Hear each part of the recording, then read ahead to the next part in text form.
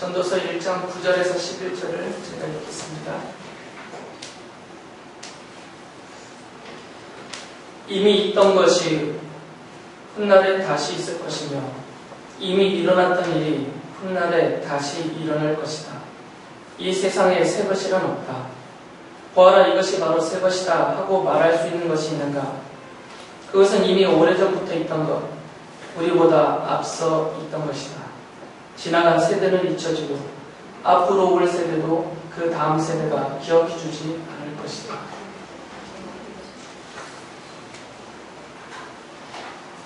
잘못되세요? 안 내려가. 한칸 더 내려가. 그 뒤가 있는데 하나 더 내려가. 오늘따라 우리 엔지니어들이 해주고 있습니다.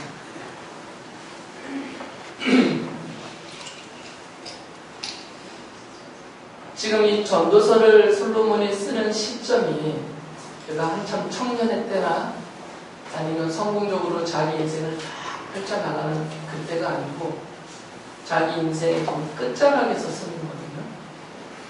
인생을 다 거쳐서 이제 인생의 끝자락에서 죽음이 얼마 남지 않은 그 시점에서 자기 인생을 다 되돌아보면서 그리고 또 자기가 살아온 이 세상을 살펴보면서 이 잠언의 말을 하고 있는 겁니다.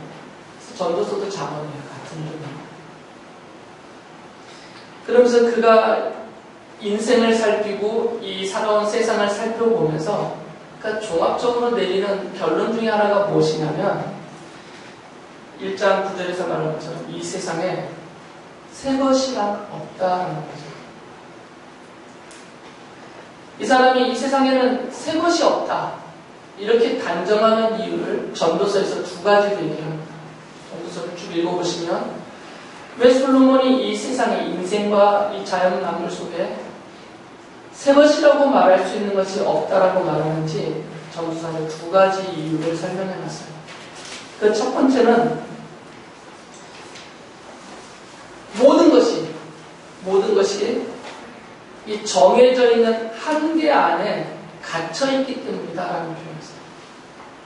이게 열린 세상이 아니고 닫혀져 있다는 겁니다. 하나님이 창조하실 때 하나님이 정해 놓으신 그런 한계가 있어요. 이 온 우주와 대자연 안에도 하나님이 정해 놓으신 한계가 있습니다. 피조물이기 때문에. 그리고 우리의 인생에도 출생에서부터 죽음까지 이것을 우리의 인생이라고 말하는데 우리의 인생도 그 자체적으로 하나님이 정해 주신 한계가 있어요. 이건 앞선 제가 설교 때 계속 설명해 드렸던 내용입니다. 그러니까 이 한계 속에 갇혀있기 때문에 이 안에서 생성되고 소멸되고 살아가는 모든 것들이 결국은 이 한계 안에 들어있기 때문에 새로울 것이 없다 이렇게 보는 거죠.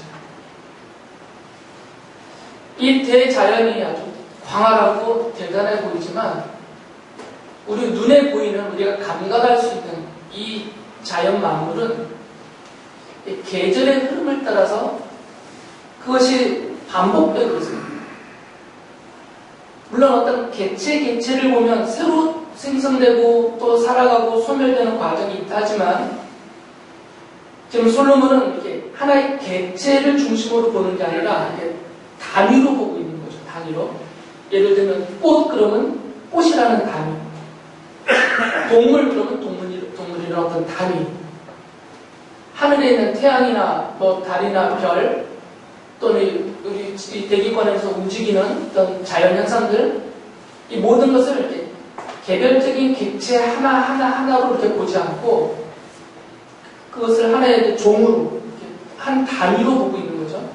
한 단위로 보니까 그 안에서 다양한 변화는 있겠지만 생성과 소멸에 관해서 여러 변화들은 일어나겠지만 그걸 넓은 단위로 보니까 새로운 것은 없다 이것이죠. 이 정해진 한계 안에서 계속 반복되는 거죠. 아침에 동쪽에서 태양이 떠서 서쪽으로 저녁에 지는 이 과정이 참으로 이게 지금 지금까지 계속 반복되고 있고요. 앞으로도 이 세상이 끝나는 날까지 계속 반복될 것입니다. 들이펴 있는 온갖 꽃과 모든 식물들과 채소들도 계절을 따라서 자라고 꽃을 피고 열매를 맺고 또 시들고 죽고 다시 또 일어나고 또 죽고 이 과정이 계속 반복되는 거죠. 짐승들을 봐도 똑같다는 것입니다. 짐승들을 봐도 소든 뭐 돼지든 무엇이든 출생해서 죽고 또 출생해서 죽고 이 과정이 계속 반복되는 거죠. 그러니까 이 대자연은 아무리 광활하고 우주를 포함해서 모든 것들이 아무리 광대해 보인다 하더라도 결국은 정해진 한계 안에서 이 시간의 흐름을 따라서 계절을 따라서 반복되고 있습니다. 모든 것이 반복되기 때문에 새 것이 없다는 거죠. 반복되기 때문에 아무리 어떤 꽃이 정말 세계에서 제일 좋은 향기를 막 뿜어내고 제일 아름다운 모습으로 펴있다 하더라도 꽃일 뿐이죠. 하나의 꽃이기 때문에 다른 꽃들과 마찬가지로 꽃이라는 이런 단위 안에서는 반복되는 것일 거예요. 짐승들도 마찬가지고요. 그래서 1장 4절에서 이런 말을 해요. 한 세대가 가고 또 한 세대가 오지만 세상은 언제나 그대로다. 변함이 없다는 것입니다. 세대는 계속 지나가요. 계속 지나가지만 그리고 생성과 소멸의 과정이 계속 대자연 안에서 반복되지만 조금만 멀리서 바라보면 달라진 것이 없다는 거죠. 언제나 하늘은 그대로 하늘이고 언제나 자연은 그대로의 자연이고 늘 그 상태에 있다 그 말이죠. 그래서 새 것이 없다라고 말하는 거죠. 그렇다면 우리 인생은 어떤가? 솔로몬이 인생을 봤는데 이 인생도 마찬가지라는 거죠. 개개인의 인생은 모든 사람의 삶은 다 가치가 있고 의미가 있어요. 그리고 아주 다양해요. 동일한 것이 없어 보입니다. 그러나 조금 떨어져서 인간이라는 하나의 단위로 이렇게 사람들을 보면 그 인간이라는 단위 안에 다 집어넣고 보게 되면 똑같다 그 말이죠. 출생하고 사망하고 먹고 일하고 자고 사랑하고 미워하고 또 사랑하고 미워하고 우리 인생 자체도 계속 반복되는 거예요. 그 과정에서 예술을 하든 철학을 하든 또는 어떤 업적을 이루든 간에 이런 모든 것들이 전혀 새로울 것이 없이 이 인생이란 그 정해진 한계 안에서 출생과 죽음이라는 정해진 한계 안에서 과거에도 그랬고 지금도 그렇고 앞으로도 그럴 일들이 약간의 방법과 모양과 어떤 결과들의 차이가 있을 뿐이지 근본적으로 본질적으로 보면 계속 반복되는 인생들의 연장이다라고 보는 것이죠. 솔로몬이 이렇게 보는 것이에요. 더군다나 더 솔로몬이 새 것이 없다라고 말하는 이유는 뭐냐면 우리 인생 가운데서 제거되지 않는 과거에도 있었고 지금 현재도 있고 앞으로도 있게 되는 우리 인생을 뒤덮고 있는 부조리, 불의 이런 것 때문이다. 폭력과 억압. 솔로몬이 그것들을 살펴보니까 이건 과거에서도 있었던 일이고 지금 현재도 벌어지는 일이고 앞으로도 계속될 일들이에요. 지겨울 정도로. 그래서 그가 이렇게 말하죠. 3장 16절에서 재판하는 곳에 악이 있고 공의가 있어야 할 곳에 악이 있다. 그러니까 부조리와 불의가 늘 인간 사회 안을 지배하고 있는 거죠.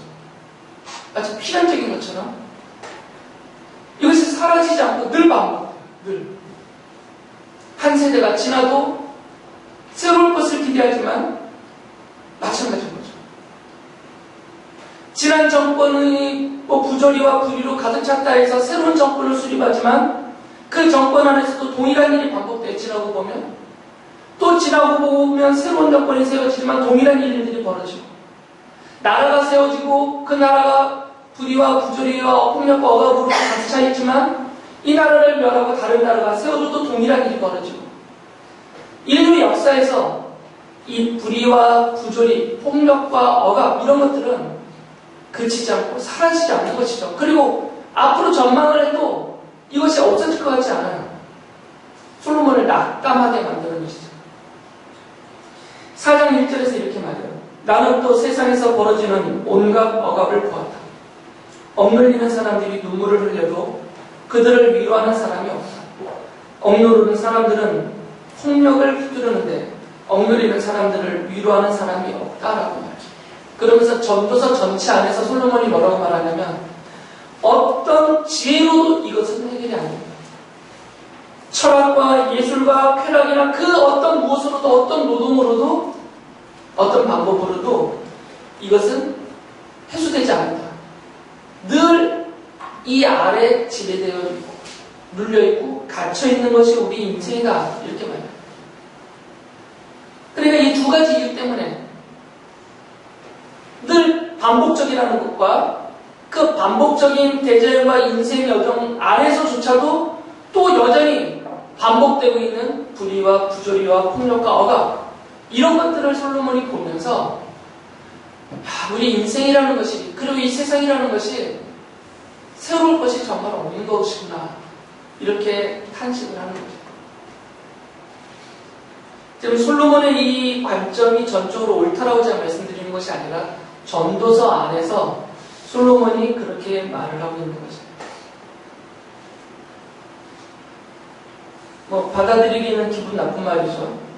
나는 엄연히 독립적인 아주 고귀하고 유일한 한 존재인데 나는 새로운 나의 삶을 계획하고 살아가려고 하고 있는데 새 것이 아니라고 말하니까 새로운 것이 전혀 없다고 말하니까 기분은 나쁠 수 있겠지만 만약 우리가 솔로몬처럼 내 인생의 끝자락에서 죽음의 문고리를 잡고 살아온 나의 인생을 돌아보고 세상을 돌아본다면 솔로몬과 다르게 말할 수 있느냐 생각해보죠.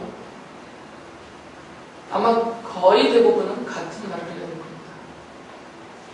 그리고 실제로 지혜롭게 살았다 하시는 분들의 남겨놓은 기록들을 보면 그 인생의 허무함, 헛됨, 그리고 전혀 새로울 것이 없음 이런 것들에 대해서 겸손하게 다 인정하고 떠나셨어요.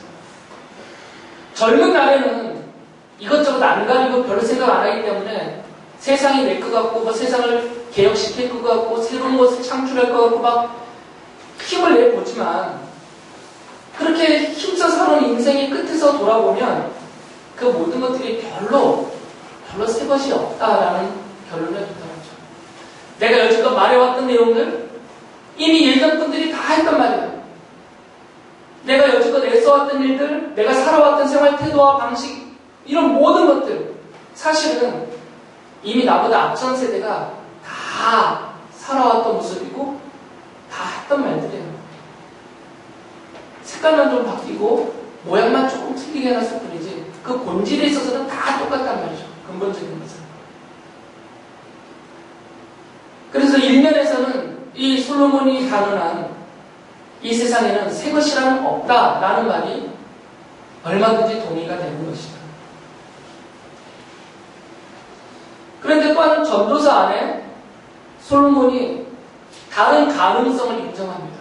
그 다른 가능성이 뭐냐면 인간의 지혜로는 솔로몬은 지금 가장 지혜로운 사람이라고 추앙을 받고 있는 사람인데 자기가 갖고 있는 것도 여전히 인간의 지혜예요. 이 인간의 지혜로 판단하고 바라보면 그런 결론을 내릴 수밖에 없게 되지만 그러나 인간의 지혜로는 헤아릴 수 없는 다른 것이 이 세상 안에 있다. 인간의 지혜로는 깨달을 수 없고 이해할 수 없고 판명할 수 없는 또 다른 것들이 솔로몬 자신이 말하고 있는 새 것이란 없다. 그래서 험하고 헛되다고 말하는 이 세상과 인생 안에 그런 요소들이 분명히 있다는 거죠. 솔로몬이 그것을 인정을 합니다. 그래서 11장 5절에 그가 이렇게 말을 하죠. 만물의 창조자 하나님이 하시는 일을 너는 알지 못한다. 그러니까 솔로몬은 겸손한 자세를 가져요. 내가 아는 한에서는 이렇다라고 말하는 것이죠. 이게 절대적이다는 게 아닙니다. 이 세상에 새 것이란 없다라는 단언이 절대적이다. 이건 하나님도 못 바꾼다. 이런 말이 아니에요. 내가 갖고 있는, 그럼 이 세상에 있는 모든 인간의 죄를 종합해 보면 이런 결론을 내리지만, 그러나 나도 갖고 있고 사람들이 갖고 있는 인간의 죄로는 헤아려 알 수 없는 다른 것들이 이 세상 안에 있다는 거죠. 그래서 그걸 인정하는 것이죠. 왜 그러냐면 이 세상은, 그리고 우리 인생은 창조주 하나님이 우리가 헤아릴 수 없는 깊고 높고 넓으신 뜻으로 이루신 것이기 때문에 이해하기 어려운 부분이 분명히 있다는 것을 인정을 해요. 그래서 3장 11절에서도 이렇게 말합니다. 사람은 하나님이 하시는 일을 처음부터 끝까지 다 깨닫지는 못하게 하셨다. 이게 인간의 힘을 한계죠. 이것을 인정하고 있습니다. 그러니까 솔로몬의 태도는 이중적입니다. 일면에서는 순전히 사람으로서, 인간적으로서 이 세상과 인생을 보고 결론을 내려요. 그러나 다른 한면에서는 하나님의 관점에서 보면, 창조자 하나님의 관점에서 보면 우리가 알 수 없는 다른 것들이, 헤아려 이해할 수 없는 다른 것들이 이 하나님의 창조 안에서 그 모든 세계 안에, 우리 인생 안에 다 덮여있기 때문에 그 부분은 하나님께로 남겨준다, 이 말.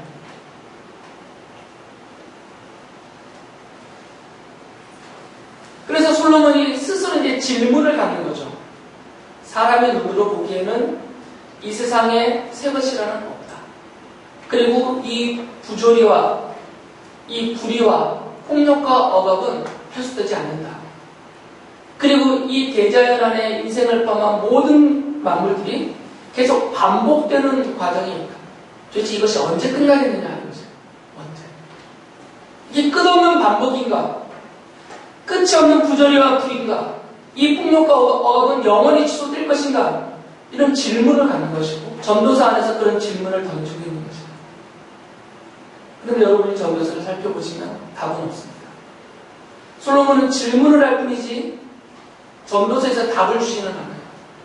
독자들에게 질문만 던져놓고 생각하게 만드는 거죠. 이 반복적인 이 대자연과 우리 인생의 여정이 과연 그 끝은 없는 것인가? 이 반복의 끝은 없는 것인가? 끝이 있느냐 없느냐? 이 세상이라는 것이 과연 끝이 있느냐 없느냐? 이것에 대해서 질문을 하게 돼요. 그리고 이 세상을 뒤덮고 있는 인간 사회의 인생 안에 있는 이 부조리와 불의와 폭력과 억압은 도대체 언제 해소될 것인가? 언제 제거될 것인가? 더 이상 이 불의와 부조리와 폭력과 억압이 없는 그런 세상은 없는가? 그런 세상은 오지 않는 것인가? 이런 질문을 던진 것이고요. 이제 그 답을 스스로 찾으라는 것이죠.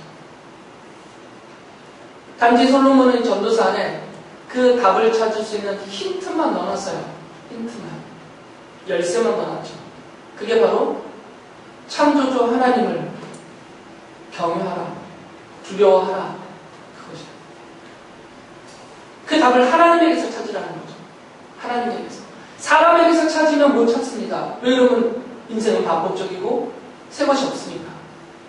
인류 역사상 이것은 해소된 적이 없으니까 한 번도. 그러니까 사람과 이 세상에서 찾으면 답을 못 얻어요. 그래서 솔로몬이 이거 힌트를 준 거죠. 그 답은 만물의 창조자이신 하나님에게 있다. 그러니까 하나님을 기억하고 하나님을 두려워하고 그 하나님을 찾으라. 그런 답을 얻을 것이다 라는 힌트를 준 거죠. 그리고 그 답을 하나님이 이사야 선지자들을 통해서 우리에게 주십니다. 이사야서 65장 17절에 보면 하나님이 이렇게 말씀하세요. 보아라, 내가 새 하늘과 새 땅을 창조할 것이니 이전 것들은 기억되거나 마음에 떠오르거나 하지 않을 것이다. 답을 내려주시죠. 솔로몬이 했던 답. 이 세상은 끝나는가? 끝난다라는 답을 주시죠. 끝난다. 이 불의와 부조리와 폭력과 억압은 과연 끝이 날 것인가? 끝난다. 하나님이 분명히 답을 주세요. 이것을 다 옛것이라 말하면서 이것들은 다 끝난다. 그리고 내가 새 것을 창조할 것이다. 새 것. 부조리와 불의와 폭력과 억압이 지배되지 않는 새로운 세상. 반복되며 소멸되며 허무하고 헛되고 의미와 가치를 찾을 수 없는 이런 세상이 아니라 참된 생명, 그 영원한 생명과 그 안에서 발견하는 영원한 만족과 보람과 기쁨과 그 안식이 있는 그런 새로운 세상, 내가 이런 새로운 세상을 다시 만들겠다. 그것을 새하늘과 새 땅이라는 대명사로 사용하셨습니다. 그러니까 솔로몬이 바라보던 이 세상은 하나님이 정하신 때가 되어서 끝내실 것이고, 그 때가 되면 전혀 새로운 새하늘과 새 땅, 새로운 세상을 하나님이 만드실 것이고, 우리 인생은 이 세상에서의 그 허무하고 헛된 그런 새 것이 없는 인생살이를 끝내고 이 새로운 나라, 새하늘과 새 땅에서 새로운 삶을 살게 될 것이다. 하나님이 그렇게 답을 해주신 것이다. 바로 이 새로운 나라, 새 땅, 새하늘과 새 땅, 새로운 세상은 하나님이 새로운 언약, 그래서 새 언약이라고 불러요. 이 새로운 언약으로 우리에게 주어집니다. 새로운 언약으로 약속을 주신 거죠. 예레미야서 31장 31절에 이렇게 말씀하셨어요. 그때가 오면 내가 이스라엘 가문과 유다 가문에 새 언약을 세우겠다. 나 주의 말이다. 새로운 언약. 이 새로운 언약이 있다는 얘기는 옛 언약이 있다는 거잖아요. 옛 것이 있으니까 새 것이라고 대비가 되죠. 그 이전 것이 없으면 새롭다라는 말을 쓸 수 없잖아요. 처음이라고 말을 해야죠. 그런데 하나님이 새로운 언약을 세워주겠다. 이스라엘 민족에게. 이 이스라엘은 구약시대에 하나님의 백성의 대명사입니다. 거기서 이 언약이라는 관점에서 등장하는 이스라엘은 혈통적인 이스라엘이 아니에요. 하나님의 백성의 대명사로서 사용되는 이름입니다. 그 혈통적인 유대인들을 대상으로 하는 것이 아니라 그 실체가 명확하게 드러나 있지는 않지만 분명히 존재하고 있는 하나님의 백성들이에요. 이 하나님의 백성들에게 하나님이 새로운 언약을 맺어주겠다라는 말씀이에요. 그 얘기는 이전 언약이 있다는 거죠. 옛 언약. 그 옛 언약은 뭐겠어요? 시내산 언약이죠. 하나님이 처음으로 이스라엘을 부르셔서 그들과 정식으로 공식적으로 맺은 언약이 그들을 이집트에서 구출하여 내셔서 시내산에 도착한 이후에 모세를 대표자로 삼고 모세를 통해서 그 백성에게 언약을 체결하세요. 그게 시내산 언약입니다. 이게 첫 번째 언약이에요. 그래서 히브리서 8장 13절에 이렇게 말씀하셨어요. 하나님께서 새 언약이라고 말씀하심으로써 첫 번째 언약을 낡은 것으로 만드셨습니다. 낡고 오래된 것은 곧 사라집니다. 그러니까 첫 번째 언약, 그것이 바로 시내산 언약이에요. 그러니까 이제 시내산 언약은 사라지고 하나님이 새로운 언약을 주는데 이 새로운 언약이 새 세상에 대한 약속이고 그 새로운 세상에서 그 세상을 차지하고 살아갈 새로운 인생에 대한 약속이다. 그 말.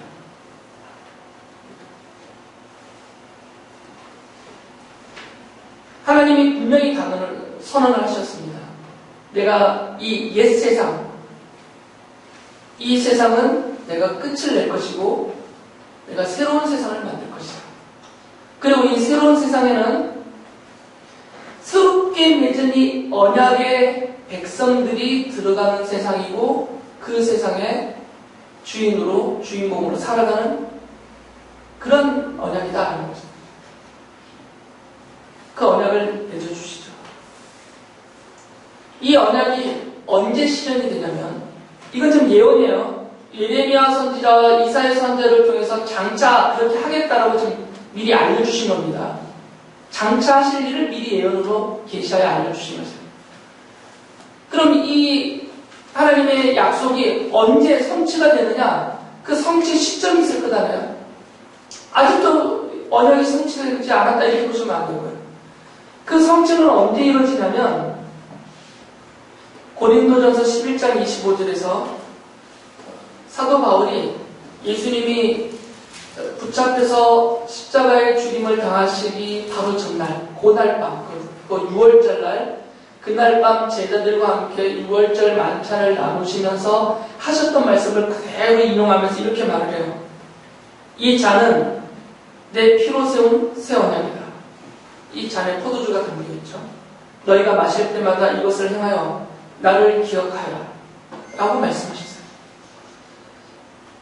그러니까 이 포도주에 담겨있는 잔에 담겨있는 포도주를 제자들에게 나눠주시면서 이 잔은, 그 잔에 담긴 이 포도주는 장차 너희를 위하여 흘리는 나의 피, 곧 언약의 피다.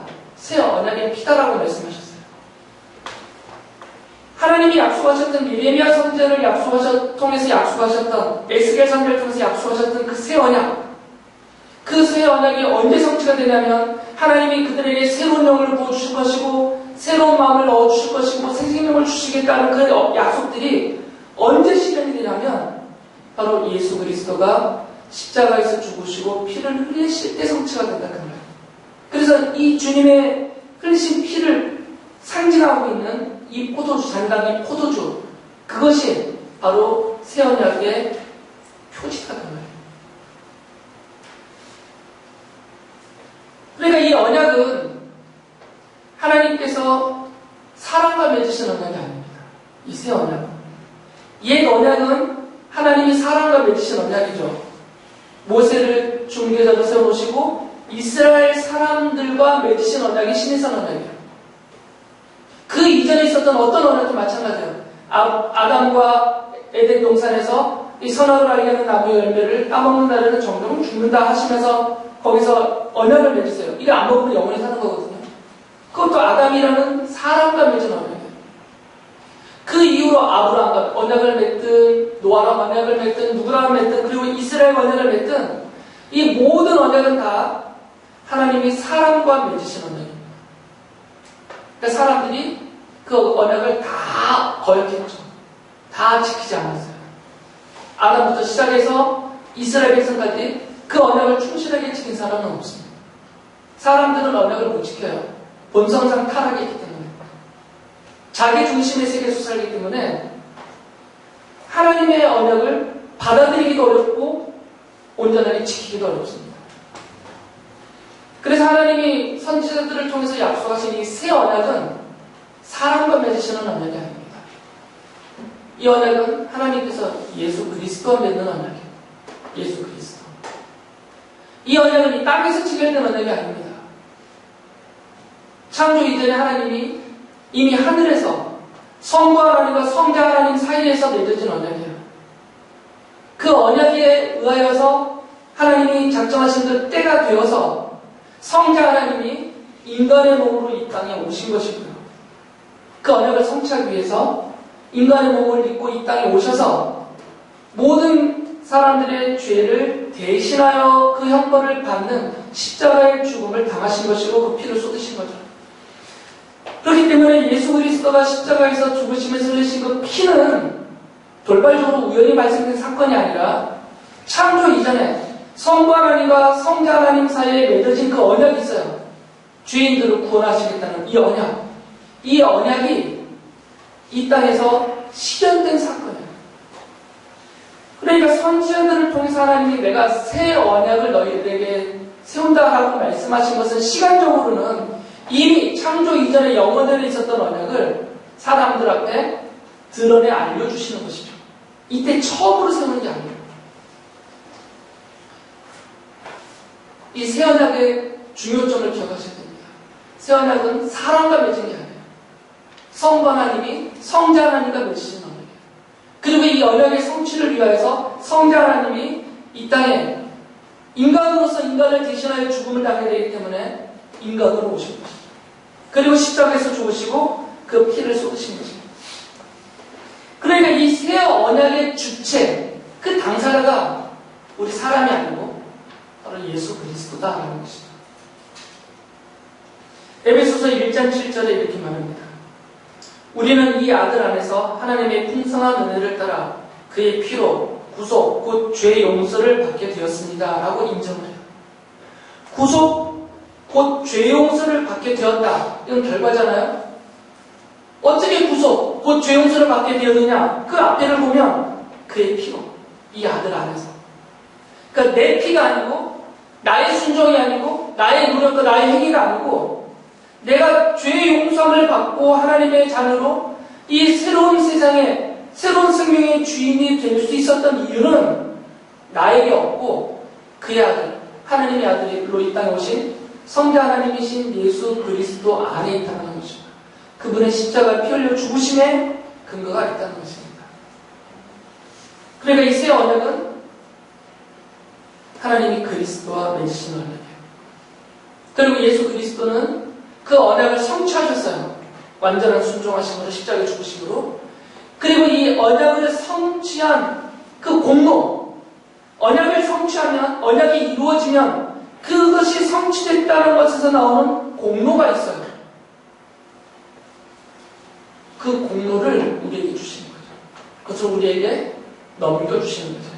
그게 바로 죄 용서받음과 하나님의 자녀됨. 의인이 되는 것이죠.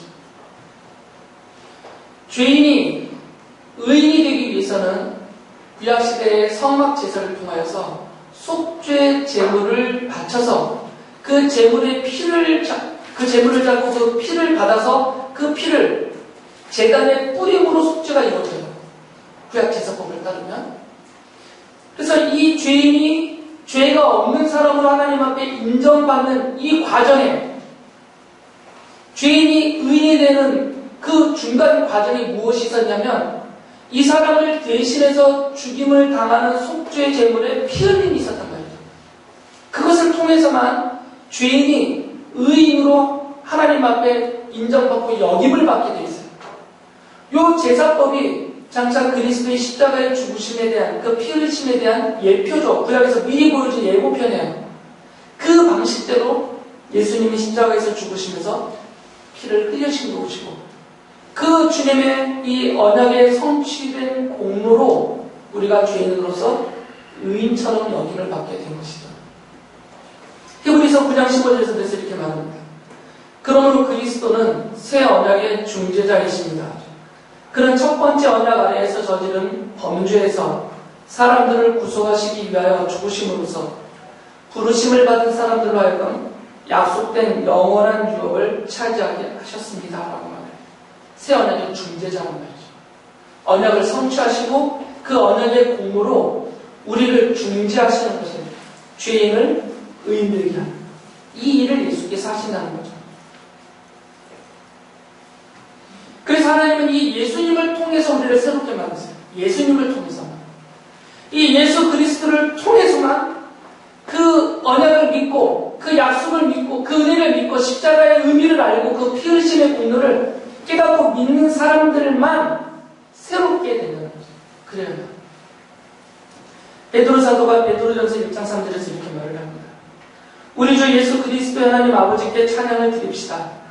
하나님께서는 그 크신 자비로 우리를 새로 태어나게 하셨습니다. 새롭게 태어나게 하셨단 말이죠. 새 것으로. 그래서 고린도후서 5장 17절에 이렇게 말합니다. 누구든지 그리스도 안에 있으면 그는 새로운 피조물입니다. 옛것은 지나갔습니다. 보십시오. 새 것이 되었습니다. 비록 우리가 아직은 이 옛 세상 안에서 살고 있지만 이제 우리 존재 자체가 새 것이 됐단 말이죠. 그리스도로 인하여서. 죄인이 새 것이 됐어요. 의인으로. 지금 우리가 이미 그런 의인으로 하나님 앞에 역임을 받는 새 것이 된 것이죠. 예수님을 통해서. 예수님을 통하기 전에는 여전히 죄인으로서 옛것이에요. 이 옛세상과 함께 영원히 멸망당할 옛것이에요. 그러나 예수님을 믿음으로 인해서 예수님을 통하여 새 것이 되었죠. 아직 몸으로는 이 땅에 살고 있지만 우리의 본질이 새 것으로 바뀌었어요. 예수 끝과 함께 이 옛세상과 함께 멸망당하지 않습니다. 우리에게는 이 세상을 떠나면 이 옛세상을 떠나면 하나님이 창조하시고 준비해 놓으신 새로운 세상, 새하늘과 새 땅, 영원한 하나님 나라에서 영원한 새 것으로 새 생명을 누리며 살게 된다는 거죠. 그렇기 때문에 예수님께서 이렇게 말씀하셨어요. 하나님 앞에 기도하시면서 요한복음 17장 16절 보면 내가 세상에 속하지 않은 것과 같이 그들도 세상에 속하지 않았습니다. 여기서 말하는 세상은 옛 것이다. 하나님이 심판하시는 날 함께 멸망받을 세상을 말합니다. 예수님은 이 세상에 속하신 분이 아니라 하늘에 속하신 분이죠. 잠시 하나님의 언약 때문에 이 땅에 오신 분이시죠. 그러니까 예수님이 아직 십자가에서 죽임당하시기 전이기 때문에 비록 내가 이 세상에서 살고 있지만 그러나 이 세상의 것은 아니다. 마찬가지로 예수님을 믿고 죄인으로서 의인으로 새롭게 출생된 새 것이 된 하나님의 자녀들 또한 아직 몸으로는 예수님처럼 이 땅에 살지만 이 세상에 속한 자는 아니라는 거죠. 이 세상에 속하면 세상과 함께 멸망당합니다. 속하여 있으면 속한 그것과 함께 망하는 것이에요. 우리가 이 세상에 속하여 있다면 이 세상과 함께 사라집니다. 멸망당하는 것이죠. 그러나 우리가 이 세상에 속하지 않고 예수님이 속하여 계시는 하늘에 새로운 세상, 새하늘과 새 땅, 영원한 하나님 나라에 예수께서 속하여 계신 것처럼 우리도 거기에 속한 자들이다라는 말씀이에요. 그렇기 때문에 베드로 사도가 이런 성도들을 가리켜서 이렇게 말하죠. 베드로후서 3장 13절에서 그러나 우리는 주님의 약속을 따라 정의가 깃들여 있는 새하늘과 새 땅을 기다리고 있습니다. 거기에 곧 갈 것이다 그 말. 솔로몬이 전도서에서 말했던 그 불의, 부조리 이런 것들이 없는 완전히 정의로운 나라, 새로운 나라예요. 그 나라를 향하여 우리는 가고 있는 것이죠. 그 나라에 들어가요. 그렇기 때문에 바울 사도가 에베소서 4장 22절에서 24절에서 그렇기 때문에 이렇게 살라라고 말해요. 여러분은 지난날의 생활 방식대로 허망한 욕정을 따라 살다가 썩어 없어질 그 옛사람을 버리고, 그러니까 이 옛세상에 속하 있는 사람이기 때문에 옛사람이라고 말하는 것이에요. 마음의 영을 새롭게 하여 하나님의 형상을 따라 참 의로움과 참 거룩함으로 지으심을 받은 새 사람을 입으십시오. 이제 새 사람으로서 생각하고 새 사람으로서 마음을 먹고 새 사람으로서의 습관을 들이고 새 사람으로 생각하며 그렇게 살아가라는 거예요. 이 옛사람이 새 사람으로 바뀌었기 때문에 사도 요한이 성령님의 요한계시록 4장 2절을 보면 이 성령님의 입에 이끌려서 하늘에 올라가서 하늘을 봅니다. 그 하늘은 천국이에요. 하나님의 나라예요. 그러면서 그가 요한계시록 21장 1절에서 이렇게 말해요. 나는 새 하늘과 새 땅을 보았습니다. 이전의 하늘과 이전의 땅이 사라지고 바다도 없어졌습니다. 라고 말해요. 이 새 하늘과 새 땅은 이사야서에서 말한 그 새 하늘과 새 땅이고 하나님이 약속하셨던 영원한 하나님의 나라입니다. 그러니까 사도 요한은 미리 본 것이에요. 거기를 죽음을 당하지 아니하고 성령님에게 이끌려서 그가 환상 중에 봤든 실제로 어떤 식으로 봤든 간에 그 하나님의 영원한 나라를 봤는데 그 나라를 보니까 이 옛세상이 다 없어졌다는 그 말이에요. 이 옛세상이. 솔로몬이 전도서에서 말하는 그 옛세상입니다. 불의와 부조리와 억압과 폭력이 지배하고 있는 이 세상. 반복적으로 생산과 소멸이 진행되고 있는 그냥 이 세상. 하나님의 손에서 완전히 멸망되고 사라질 이 세상. 그것을 옛세상이라고 말합니다. 그것이 다 없어졌더라 그 말이에요. 새하늘과 새 땅이 있다는 것이죠. 그럼 이 새하늘과 새 땅은 우주적으로 본다면 예수님이 재림하시는 날 완성이 됩니다. 우리 입장에서. 예수님이 재림하시는 날 이 옛 세상은 완전히 멸망당합니다. 온 우주와 함께. 그건 성경이 이렇게 말씀을 하시고 설명을 하세요. 그리고 그리스도를 통한 이 믿음으로 하나님의 자녀된 의인으로 여김을 받은 성도들에게는 이제 새로운 세상이 열리는 거죠. 우주적으로 보면 그런 일이 있다.